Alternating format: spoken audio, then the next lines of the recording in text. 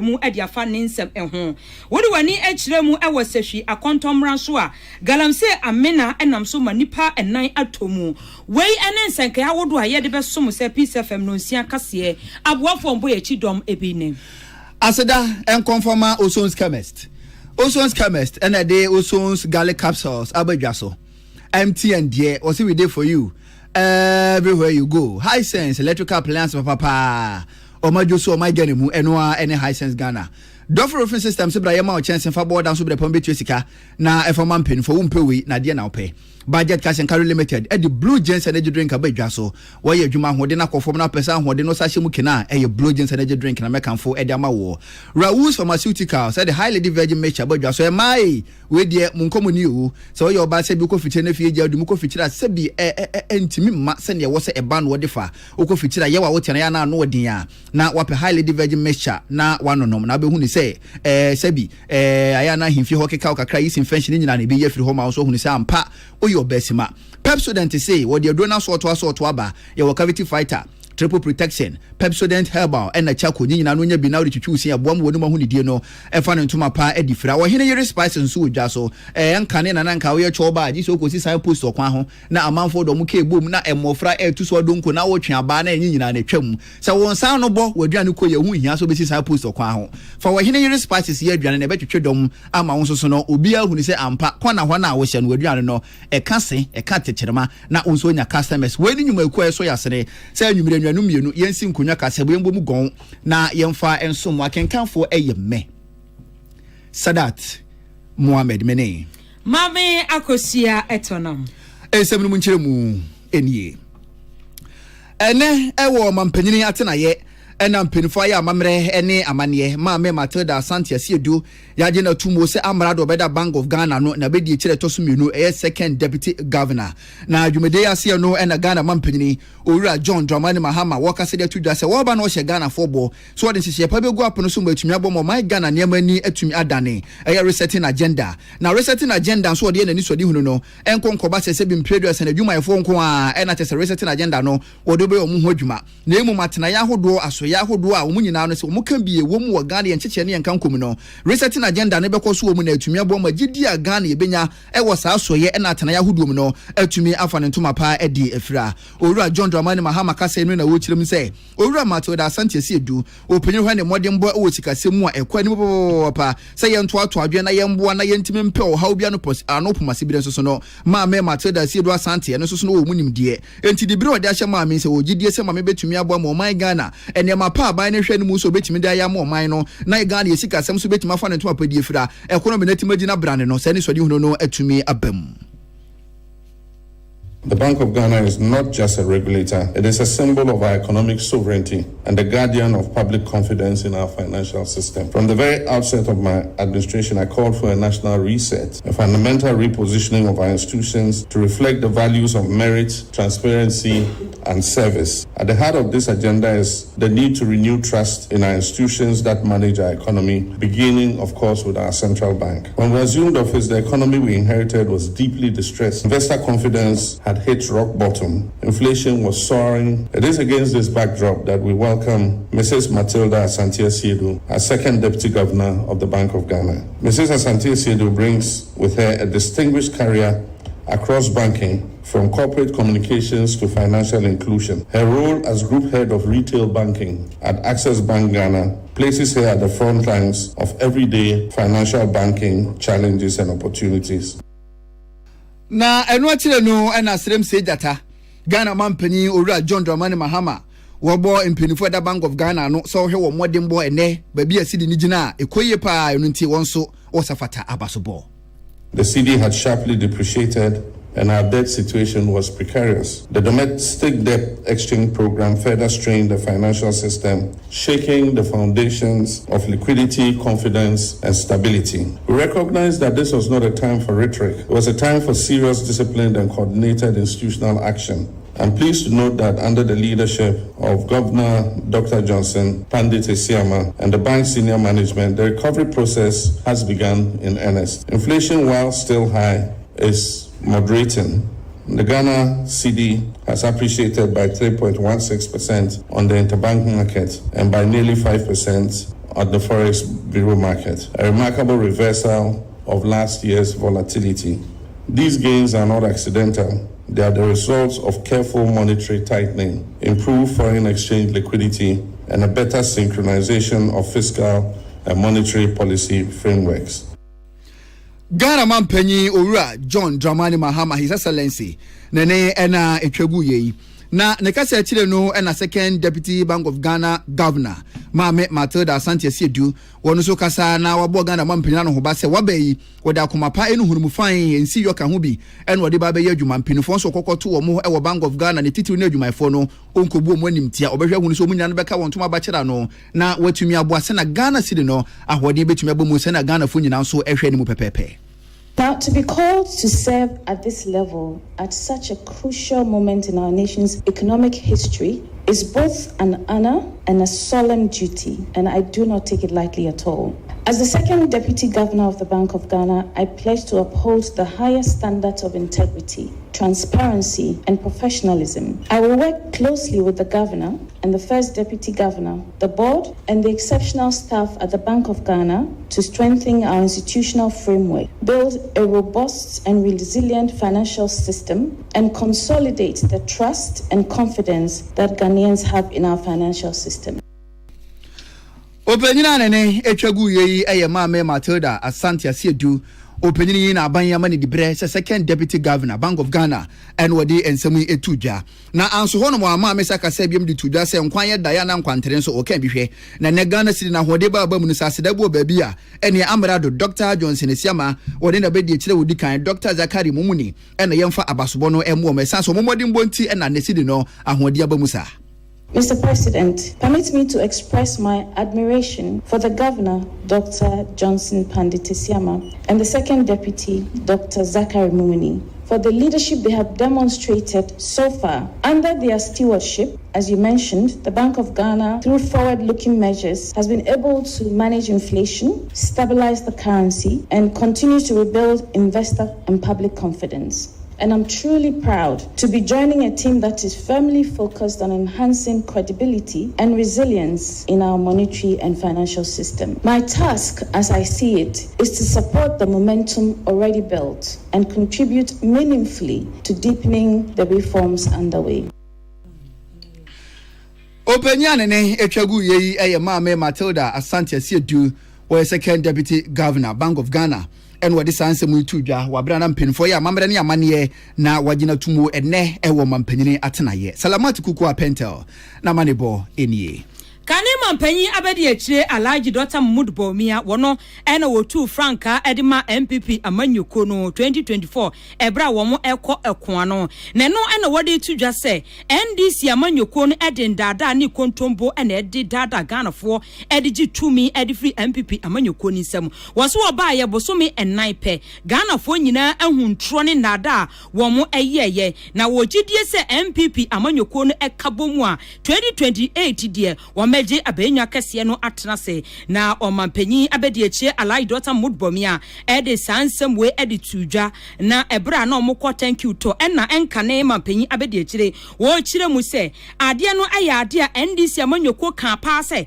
Ghanafo enho echire wo mo pa enti Ghanafo nto aba ne mo se de be o masetena mu beko yedi amomo na nso mba ede ne kwaya kwa ehwe be ada ye hu hwe wo chemse 24 hours economy ko mo kan ho asam 2025 budget MPM nyina akire se nkontombo ni dada ena omodi tumi no edi omodi gi tumi no edi free MPP amanyoko no ensem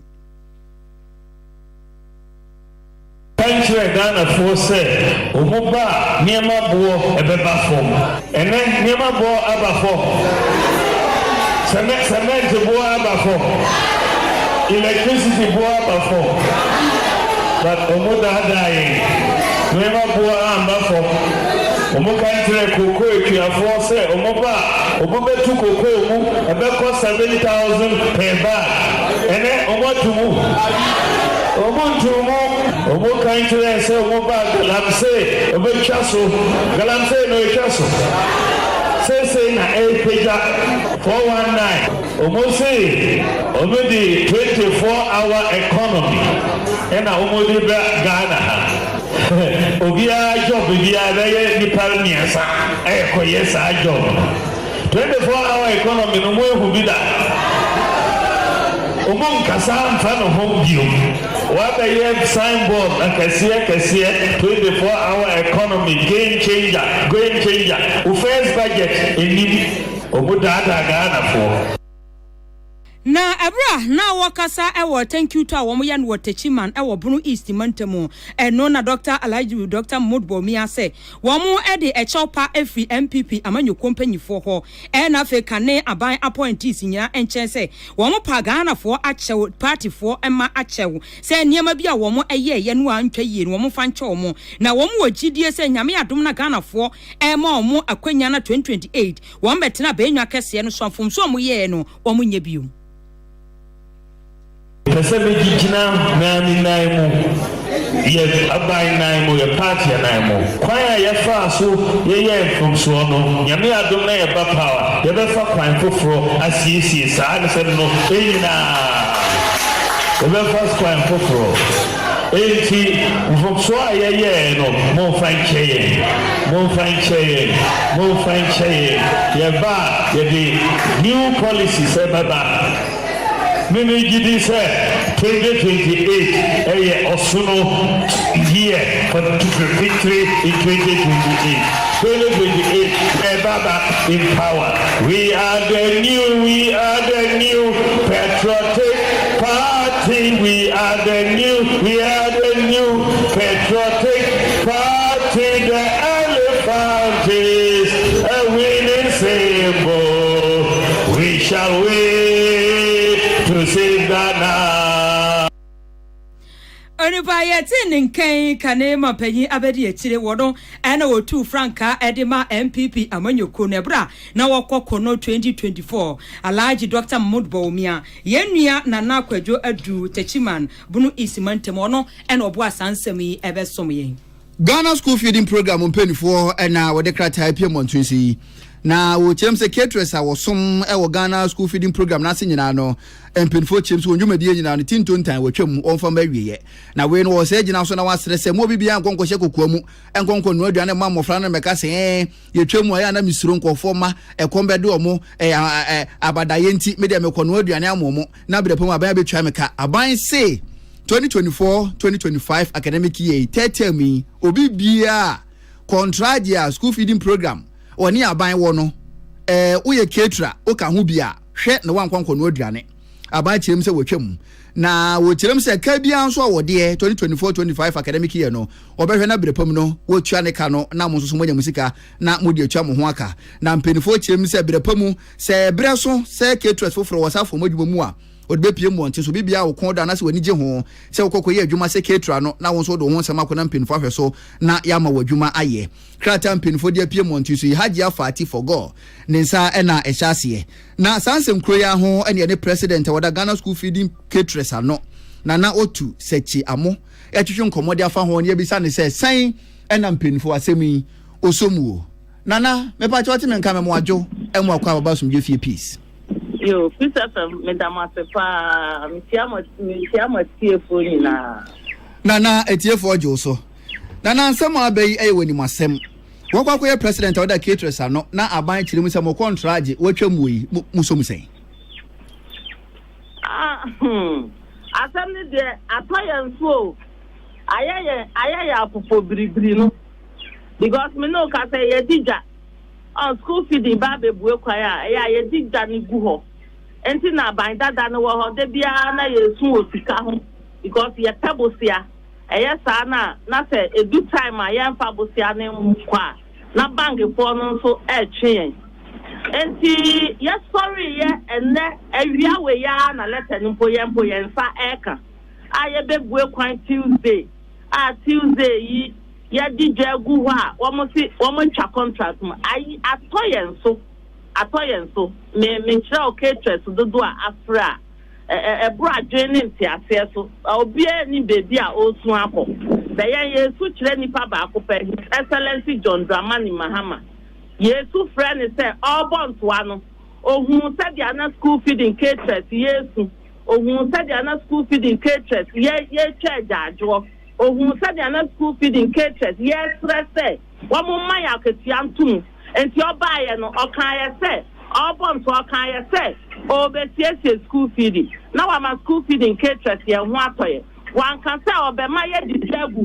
na a jana baba and cat. Now ya find a fat couple for now, fade ya Jania fee and fear to say they are canning your Johnny fee and fear. And he has Sreno, ya panic chow, Kotojogu form. Where the Krafuni and Kanimo brow up for any single mother's Nina and Kotojogu form. Yes, friend is said, appointments will all reverse in Famaye. Not a Gianina Yatagu on same to Yabemi Aman Colawe, not I and Kayani Aman Colano, because your dija be a guho did that. Your dija at the guho edit that.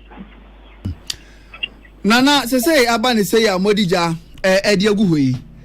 Yen kase aban no se bimpleduasa wa mamu go ahead se mundi dwanti modija ebe moka yentimi nka ne sama ne nyi na motimi ne mpenufo da secretariat na no atwetwe nkomo e de makosemi ato mo anim bisa won se obetimi abo mo kwa bi so ana me dia me no kata se sie me wo me kra se mo amu ni mpe me yo hene enti edu mribi sana obeba ukrom me du mi krom a me ne na we na ma ba be share kura na se kakra me be kwa na ma chin kura se fo no so na ma to wo maburo ene wo ma be na me de akoye me school feeding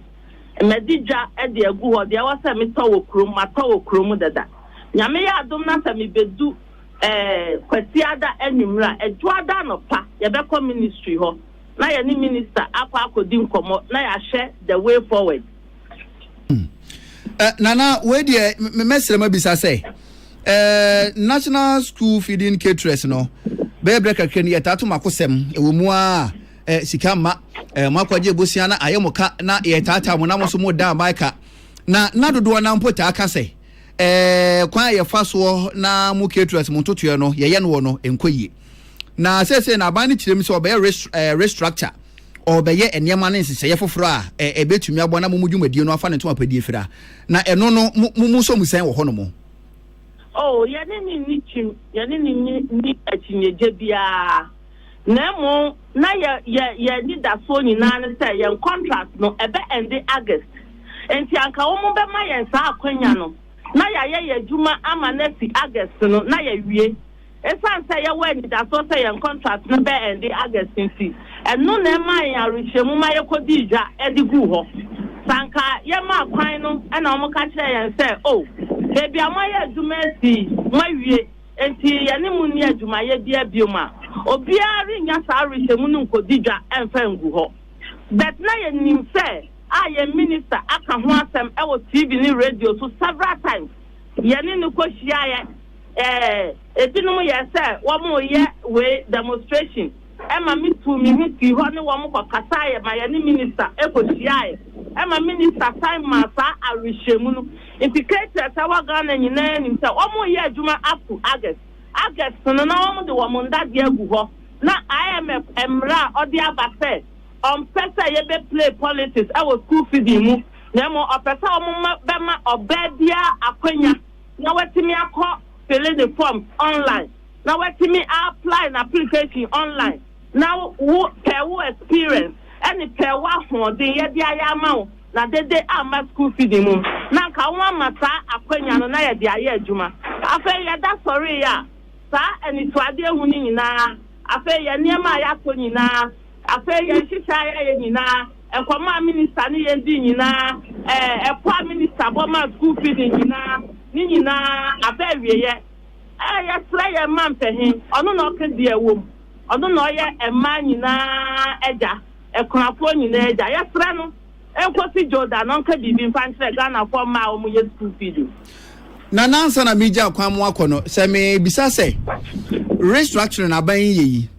ensesa ben anka mo caterers mu hu se aban wo ye wo mudwumadi mu a na anka ebeboa mo yande sabi aye ne mo ananti media for mra ban dada wo ebo amosi yenka mo ana modi yachi mo ana ye magina yenchi yensi ka jemu ni yembibia ade ba ko penanka aban ya ebe ma yenkuma to yemu ne se politicians womunja interference was school feeding edumemu womunja interference womun use professionals and fire school feeding one more to set their IMF, you call World Bank meeting. Now World Bank for Emma school feeding for any that was said. One more better Shaniama, one more be man near my yeno. I buy fun in 980 form. Where they are crack 2 for name. School feeding cases, school feeding man in our protein for name say. I'm buying now buying fun in 90 form. Now politicians enter his appearance for school feeding at Jumemu. Now you see me near Janet Pa and Farman Colano. Now you see me Sika at the right time. On right time of the debate. And now you see me find your Juma. Nana, enyumre yabeda se no bre. Yada se sketches ni na da Peace FM for us. Peace FM eji nana ojimu nyina amuso. Nana otu sechi amo. Oya president of Ghana school feeding caterers ano. Ena enyumre krata free secretariat aba na wo chirem se contract wo twam no na na kire na adwen ede afa ho.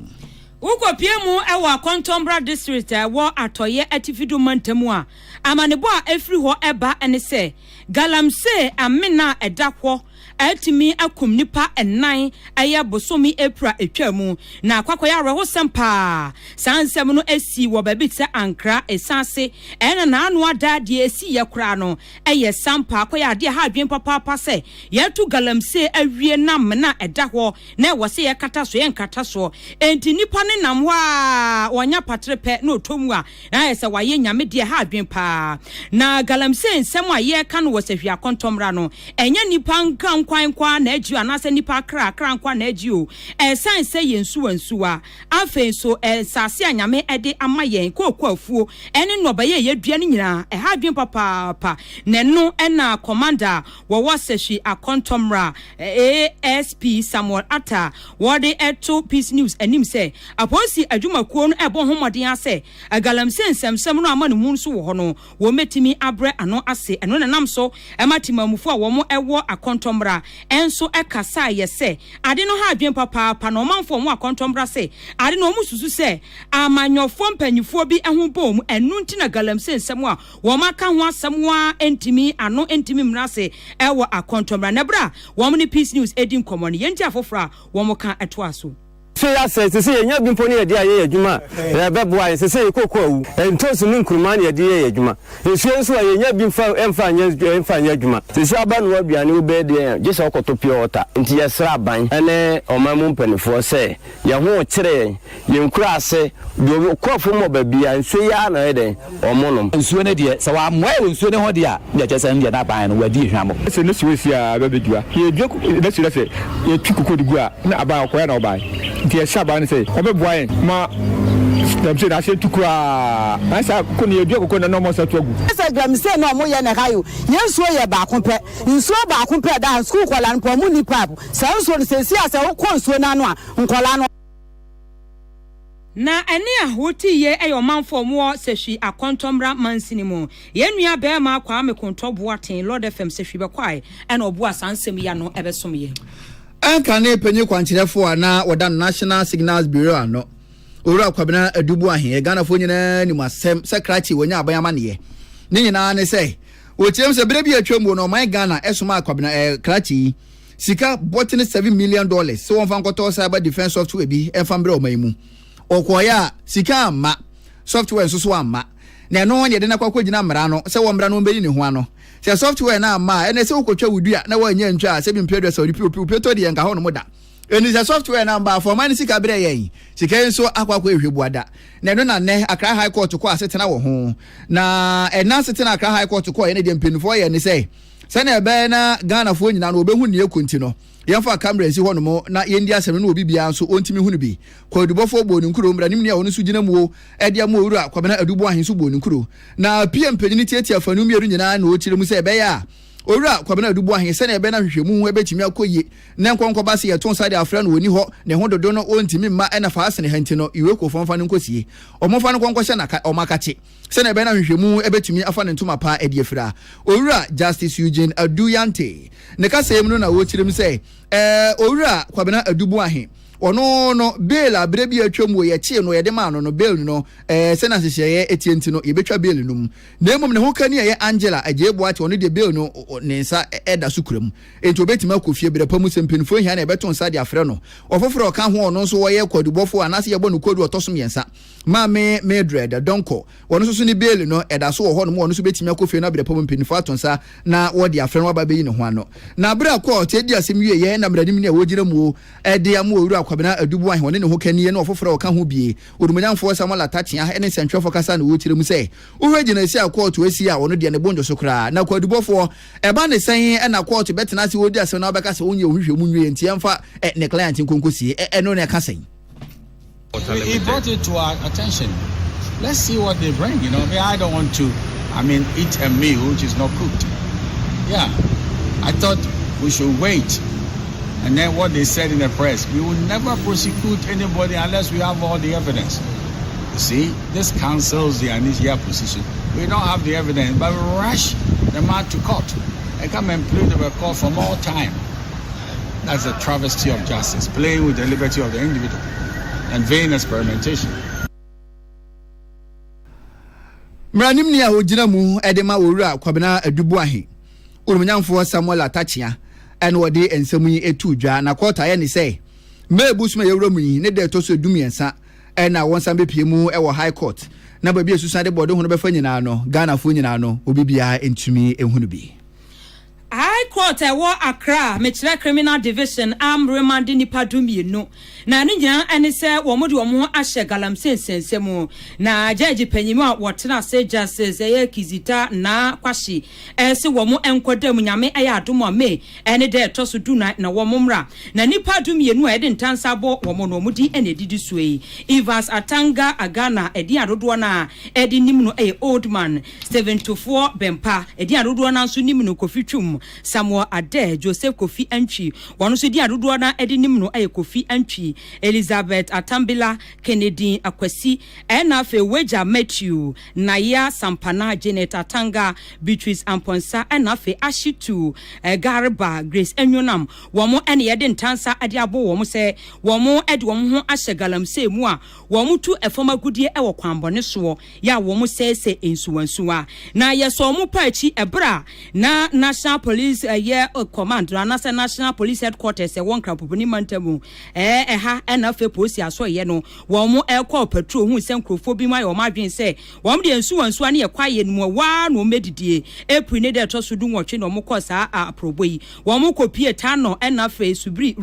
ye nsuo no a ya chese ben sama boy na ne ye behwe atoye emantamu ene womo ani abre pa ya womo etu galamse dika ya yesa asem no akoya ade ha dwen papa enti yeso omo pachi na asi enti mo ye ka se munya galamse tu wo omai we monte ye ene ye momre na mra no ene mo ni nwu ene ye ne ye de omo kopie mu wo court se de wo mo AC efa kwambon so etu galamse na wo mo ani mra so no ti no ye ja omo so omo nkotena fie enye yie enti saade a wo mo enkoda mu nyame aya adom a me ne de to so dunan no wo mo nsan be pie mu e wo court na court entwa na asem no edie no eso ensem yi Philip Atanga ene boa no edebreye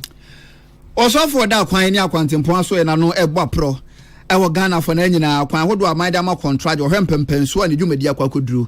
akwan bi so wo Ghana fo na baabi na enso aban wonya nte ho asem wonya hunu ye ho akwakọ hia sa aban ne pesika no ye ho adwuma so no mayamfo ekirim so obeto a obeyi aban so tire na wape hu sika na watu ho na mo se na ebe na akwan na akona badie ebetima fa ne ntoma padie fra ewo magare mu oromayamfo kwa me governance agbojade na poro ba kwakọ pie mu ewo mfimfim mantamu woni ade hye kasa yem na wo kirim se wo ka so Cape Coast ene takrade kwantempo no a contractor na adwuma wo ye no eso ani papa na se ne aban pese obi ekwan mu defa no wona wagya pade be ekwan dodo na no na kyese ho beka enti wo sere se sa aban adwuma wo ye se wagya pade ho kana sempinfo ba wona so se obetwom pote sika de amawa obesere passe sumu esanse papa so pa ngoma so no nya nanum de na emom ni yeyo afen so ho Cape Coast ene kaso akwantempo no a eno so no adwuma guso ekoso wo so na wo so kohwe no pempenso contractor na adwuma kwakoduru no na ni so papa no nim se endi chebi contractor ni bewie na tese watene se firi ho atwa homom na wadane de amade hye ne se na be na akwana bedi wo kwano so no ebetumi afa ne ntoma pa ediefira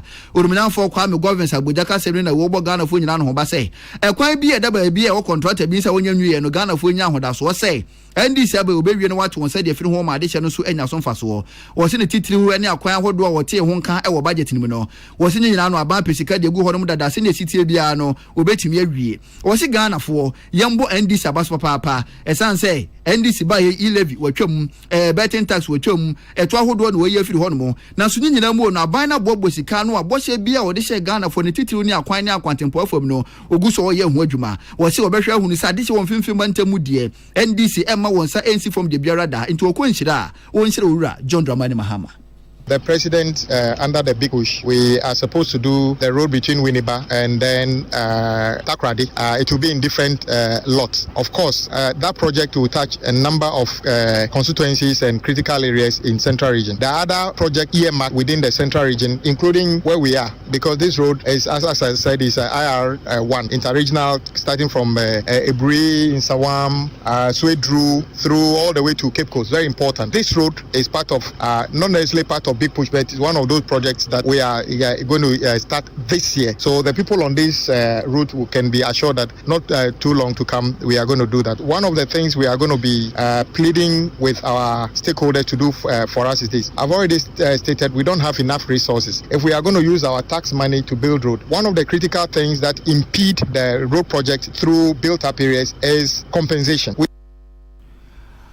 Also for ne etwagu yeyi onumunyanfo kwa me governance Abuja openini ne osofo da kwan ne akwantempon asoye no anno na ne kasa chire no na DC krati wode nya ne sie mensini no anno onumunyanfo Andrews Kojododu wono so kasa na wabo NDC aban ase woda na se na wode ato ade hye wo mfimfim mantem nyina no ho wode to nanim se wonya gidie wo NDC aban mu se bo hye bia wo hye omo ne titiw ne akwan ne akwantempon fam no behwe no waye ho adwuma ama ade hye no so wonkomu atumi aha mo wo se konfo ne watena yarefo homa konfo pa beto no yenyina yipamu wo mra se badwani onumunyanfo ato forcing ene onumunyanfo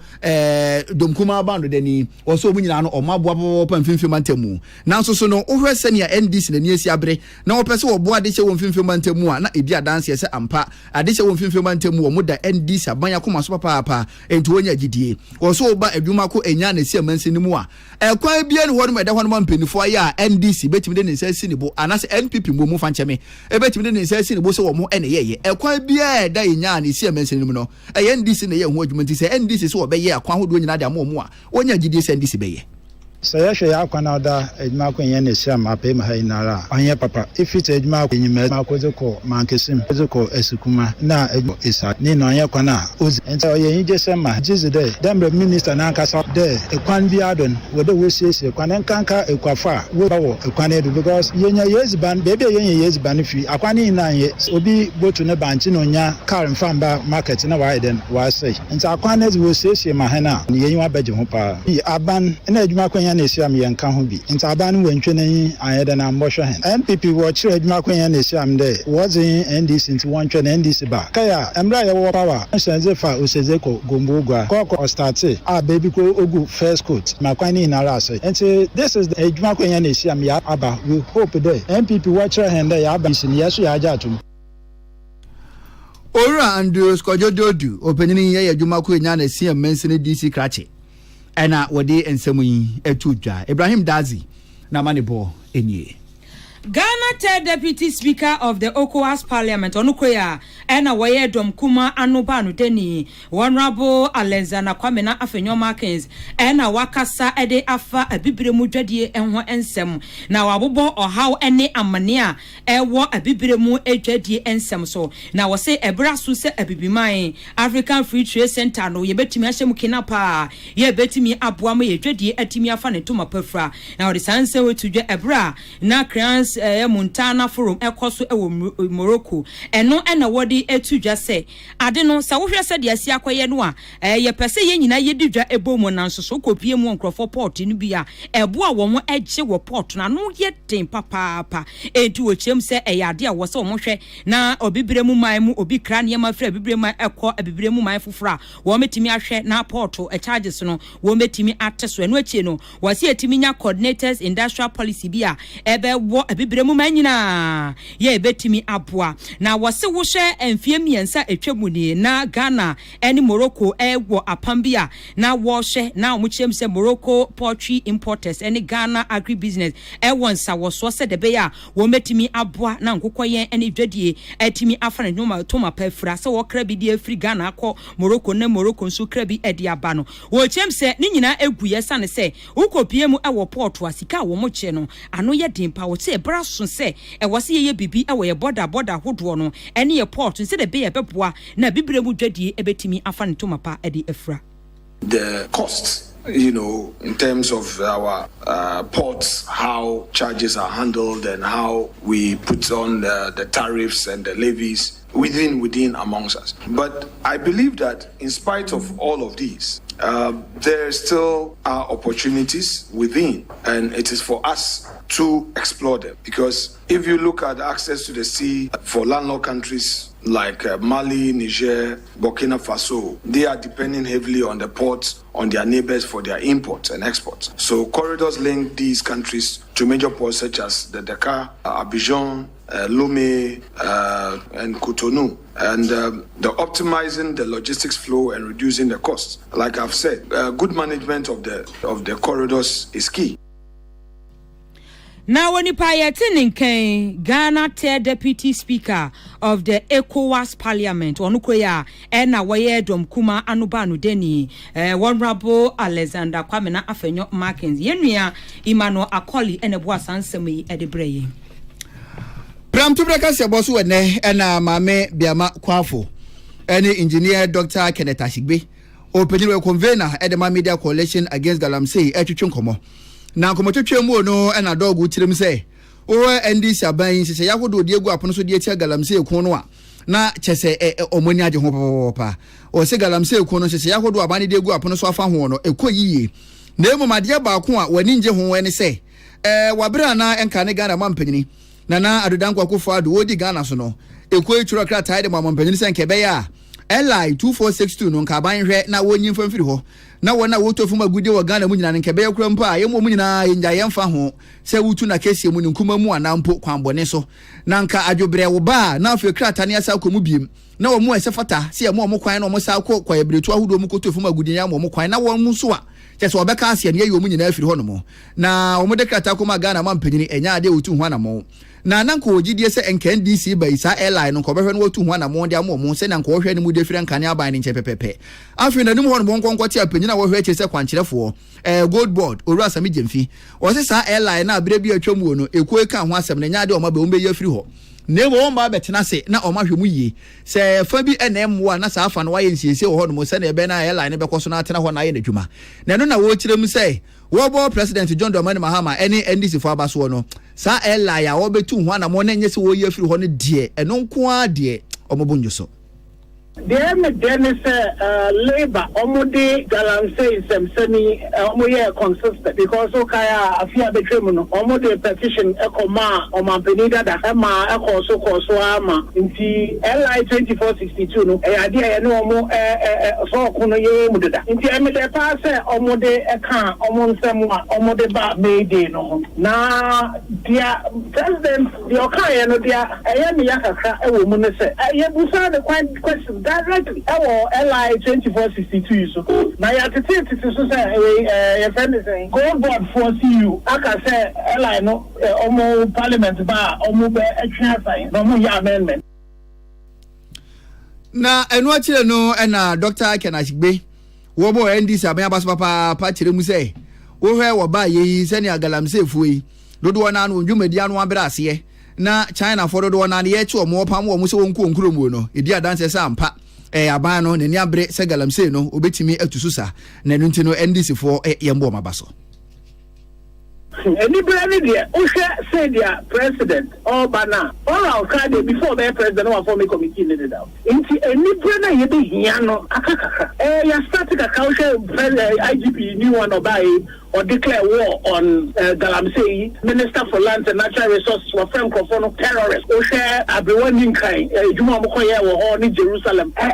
Good, but who are shared down with the Mayor of Kumasi, SC, the excavators, yes, that one. Family or the Juma or Dumono. But you see, a man or at 995, which is 65, all the way to 10 now. And chances I didn't know and from Aquanso. Engineer Dr. Ken Ashigbe,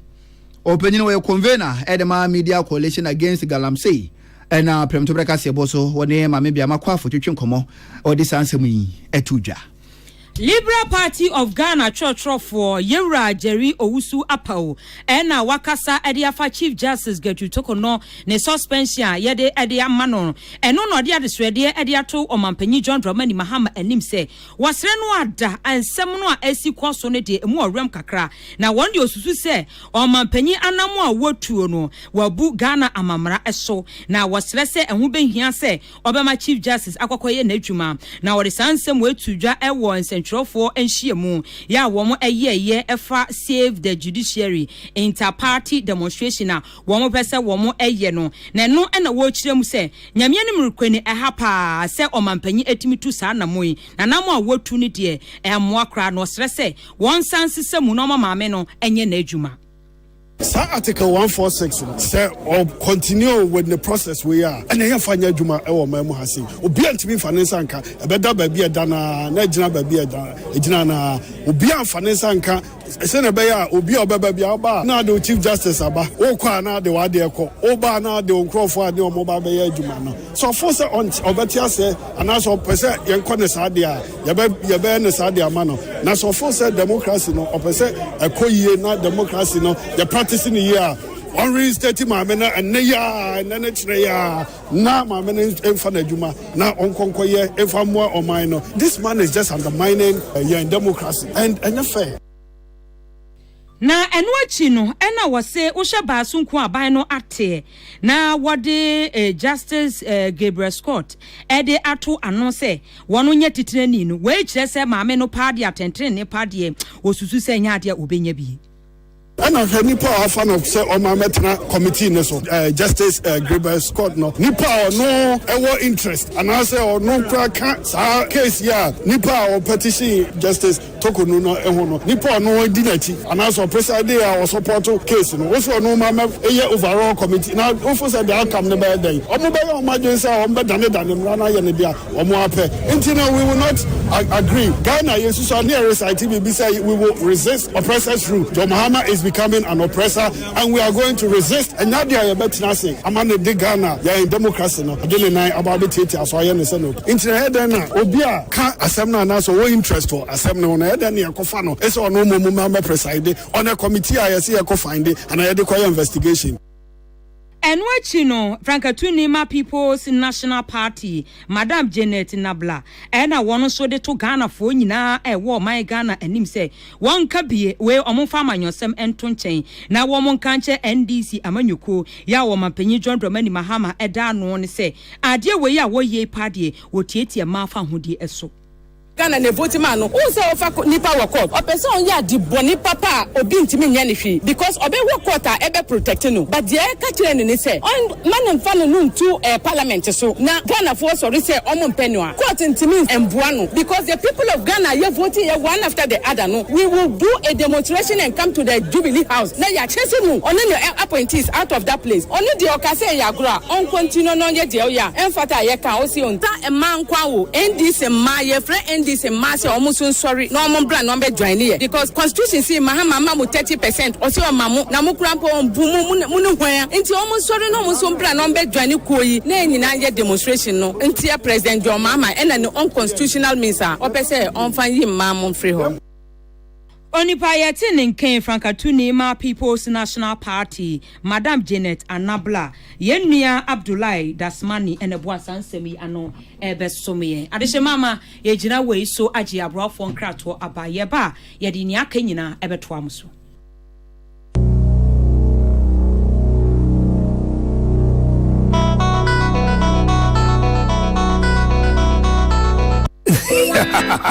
What be some plumber? A game pipe no de boy dumano. Kind of say DPS pipe in Kwan on Famma Duma Bribiao. A sign GD mania with DPS pipe munti. Ninfenia Grocrow. Antifre 0543 662 727. Pomechina Kwan was Pintex Road. Coca-Cola Chiriwa. DPS pipe. GD Ashensudie. DPS pipe. Pipe Nina Hene. Happy delightful Jew. Swachilala, chichi soso. Afrana pa. A pepashu breakfast and was in woman. Don't happy delightful juice against with toast, cereal, and even them cool. What a way. If you mean a bread and fifi, the most fridge man. Happy delightful juice. One of what? And you be happy to relax away. When you're let's say what a tremendous.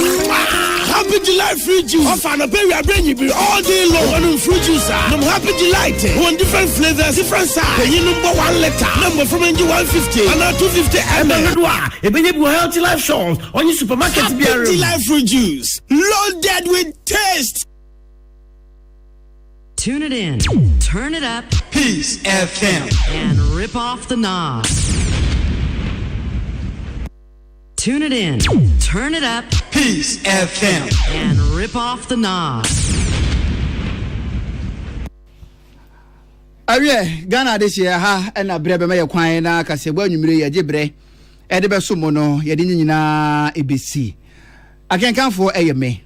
Sadat Mohammed Mene Mame Akosua Etonam na ensem ye de beso mo no ne di mu akotini bi ene se Ghana School Feeding Program and awarded atuja say caterers a wono omo eye adwuma ewo my Ghana ha nyina mo contract no watwam tintontan na wo mampanyi John Dramani Mahama ya amamre ani amane a me no kase Matilda Santi Asiedu ya gina tum say second deputy governor at the Bank of Ghana na afei enso so kane omampanyi abedi akire Alhaji Dr. Mamudu Bawumia wono ene wotu franka ede emma MPP amanyuko no 2024 ebra wo mokọ ekono ena wode atudwa se NDC amanyoko ede dada ni kontompo na edi jutumi edi free wonsem na kane director general edi man national signal bureau yewura kwabena edubuan me no kasei wo yoko akache ya wo ye hwehwemu edi afa ninsemu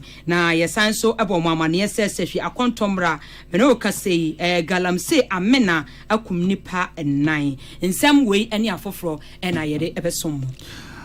Isaac Kintori ena wodena dwenchira bitumu osi President Mahama amfa bibia so subiem just Lord pepra osi nana ketra adwuma ne de nana nia wo kan de media me bon shadan jusu osi ade no saa netie obi ba na obi nso wakọ enti wo de nyama na mo sima akwa firi no nipa akora wo ba no mo nton fama na mo ngi musika na mo de mo hwe ne aba ne beye na sabi foforo nso wo ba no ono so ba ye ketu adwuma kuru ya eno ono so ba beye just Lord pepra wo nso adwo nkyira de betumu eno no Besmark buadu wo se madam ketra sema wo kan de endrop ni na enkola no omo bi school da be na makoti makwaje nyama begu ho no mo nya nyusu dada dai oso nana media nkomotwetwe de nana na wo kan me nhyada hu ni sa Huzaif Mohammed ni o se o sunya no odomase odomase fo nyina mechia mo ne titiri ne mu a mo ba bia enkane Sendeclin school no wo no enchia nkoma mu nyina assemblyman mechia papa crying wo se enkane aban no odi odomase ekọ wanchi kwan no odomase tu badu wo de kwan no ma contractor na basisa ba na no contractor na sesa ne nyama afiri kwan no so bisi nne enya da contractor no o mba kwan no so bi nti se o so afo so ogbo apro Ghana for na nyina won for da ni nkyiremu wo sunyane odoma so ko bedu kwan no eno so contractor ne nsa ka wontimi nyeye o mbehwe na wonwie efa mo na won so wontimi enya so mfa so inti akon Elvis nso die nie wo se mecha wo papa ye frame yawo me wo amwanda na me boma baso mo bodwuma we se nso wo se ye frame no Kofi Jan YouTube dia na mekenkan ye na Facebook fo so die nie Kofi Jan ansu wo se o mampanyini Frankatuni emu Frankatuni dia na wo kana emu nyo mampanyini wo se wo ye flag bearer wo se ye concert pa frankatuni ben asem na wo kan wanfa answer so akisimi se hwebekwa die nie wo se meka kire Ghana fo nyina se modie munta muchuku na mo hwura John Dramani Mahama na mo hwe no obeye obema Ghana ye kama se na wo hye mo pepepe Crespo fufuo nso die nie wo se President John Dramani Mahama ba yi eni amanfo apam mo nyuma mu no edos pa chen bo hye wo de hye Ghana fo enti wono de wo ka kire MPP fo nyina se monkeka mo humbum na mo huntimi nya akono na berepamu no obitima sa ba beji tumi biem ama Ghana motumi ehira wo man no se ne yese na efata madwenkyira mo de ba ye ne doso na so ha na berebe mam kwan na media adwenkyira ni nyina no esie aseda enkonfama Osons chemist na de Osons Gala capsules ebadwa so MTN was we dey for you everywhere you go. Hisense Ghana electrical appliances papa de o mahimfie any Hisense refrigerator, chest freezer, air conditioner, television, gas cooker, electric cooker, washing machine, smartphone, sound system, rice cooker, blender na opa na wodo na chire mu e wo Hisense Ghana for adwusu na wobekọ no na tese abode ko ne kotobi ne fa ko fie na koko yusu na be hu ni say Hisense de no papa ani dodo mu a obetimi afrem peni for 0302 550 000 0302 550 000 Hisense everyday prices for everyday people. Doffer roofing system se brand yama o chance na fa kobo down so say we see a daiton anampo ankra watiti o mo re mo wati mesiden awe nebo ma hoden na sa aka se obebo so Doffer mpeni for se bra be ma o chance ni bi na de aboda no so bi da pam watu sika na o de ma mpeni for umpe we na de na ope ehye Doffer roofing system eni society general sika korabia no na ato kesa wo de sa emwe ma Ghana for enu ntino se wudi eda controller na accountant general na kacha ngoma so nko ade ya ne wo dada wo ba ne se yama o chance ni bi akonyina no eyifo ankra nso be ye no besi nkonya na ye to adwen kwampa wo be fa so nso be twa ye ka no ye nyina no na ye kobe nkrumu a wo nso age wo de wo da kwakobo da so atumi aboa yen na wo nso